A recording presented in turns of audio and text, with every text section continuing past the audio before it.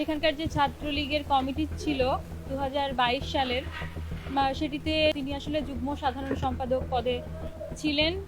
পরবর্তীতে তিনি তার কোনো পদত্যাগপত্র বা কিছু দেখাননি। এরপর আমরা হঠাৎ করে একদিন দেখলাম যে শিবির যেদিন কমিটি ঘোষণা করলো সেদিন সেই কমিটিতে তিনি আসলে সাধারণ সম্পাদক পদে আছেন।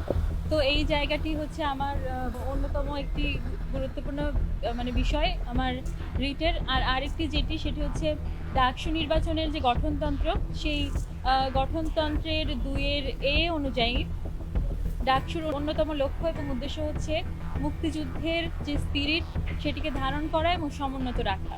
ইসলামী ছাত্র শিবিরের যে কমিটিতে থাকার তার যে অবস্থান সেটি আসলে সম্পূর্ণভাবে এই লক্ষ্য এবং উদ্দেশ্যকে কন্ট্রাডিক্ট করে। তারা আসলে ঐতিহাসিকভাবেই বাংলাদেশের মুক্তিযুদ্ধকে ধারণ করেন না এবং মুক্তিযুদ্ধের বিরোধী শক্তি হিসেবেই কাজ করে আসছে। তো এটিও আসলে আমার বিষয়। আর এস এম ফরহাদ রিসেন্টলি একটি স্ট্যাটাস দিয়েছেন, তাকে আমি বলবো যে না, আমি বাম জোটের নেত্রী না, আমি আসলে এই সমর্থিত প্যানেলে মুক্তিযুদ্ধ গণতান্ত্রিক আন্দোলন সম্পাদকে প্রার্থিতা করছি।